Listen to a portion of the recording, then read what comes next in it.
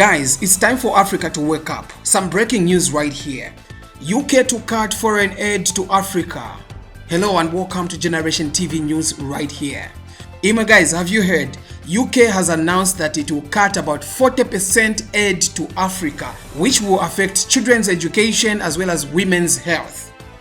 It's time to hold our leaders accountable for our taxpayers. Otherwise, things are not okay. Let me give you details so that you know. In the meantime, short commercial break, I'll be back. Plot for sale in Shimabala district after Shimabala Tollgate. Hi, are you looking for a lucrative investment opportunity or a spot for your dream business in Shimabala? Well, we've got you covered. This exceptional plot is located in Shimabala district after the Tollgate with direct road frontage for maximum visibility. This plot is suitable for a filling station business, shopping mall, or any other business ventures. Key features of the property: it is on clean title, plot size 100 by 100 meters with prime road frontage. Price 3.5 million kwacha, negotiable. A fantastic deal for this high potential plot. For more info and viewing, give us a call now or send us a message on WhatsApp on 0962 80 11 56. Hurry and grab this property. Alrighty, thank you so much for staying tuned, ladies and gentlemen. And now the news in detail. The United Kingdom has revealed details of its plans to cut foreign aid with support for children's education and women's health in Africa facing the biggest reductions. In February 2025, the UK government said it would slash foreign aid spending by 40% from 0.5% of gross national income to 0.3% to increase defense spending to 2.5% after pressure from the USA. According to BBC News, a Foreign Office report and impact assessment show the biggest cuts this year will come in Africa, with less spent on women's health and water sanitation, with increased risks of disease and death.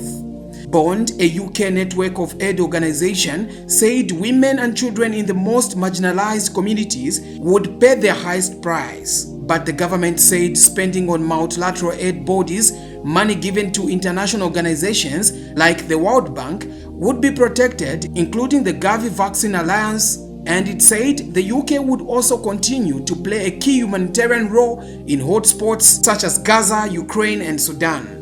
Baroness Chapman, the Minister for Development, said, and I quote, "Every pound must work harder for UK taxpayers and the people we help around the world, and these figures show how we are starting to do just that through having a clear focus and priorities."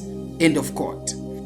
To some important headlines coming from the British Prime Minister. UK defence budget to reach 2.5% of GDP by 2027.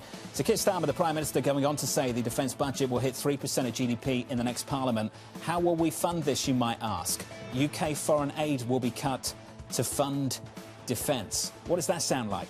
USAID. I mean, this sounds exactly like what happened in the United States. The government said the cuts follow a line-by-line strategic review of aid by the minister, which focused on prioritization, efficiency, protecting planned humanitarian support, and live contracts while ensuring responsible exit from programming where necessary. The Foreign Office said bilateral support aid going directly to the recipient country for some countries would decrease, and multilateral organizations deemed to be underperforming would face future funding cuts. The UK has not yet announced which countries would be affected. End of story, ladies and gentlemen. Now, some Africans have expressed concern over this news by the United Kingdom. Let's listen to what they said in these videos. This aid is going to come from children's education in Africa, and it also going to be cut from women's health. Now, you may at first think that this is a bad thing, but the fact that the UK and America are taking away their aid from Africa is a great thing, because aid is not necessarily what you think it is, okay? Now, they said that they're still going to maintain aid to organizations such as the World Bank. You know, the World Bank. You know, that very poor organization called the World Bank. So listen to this. United Nations is cutting 20% of its employees. IOM has fired some already, I am not sure whether UNHCR is hiring anymore. Was I not a prophet or not?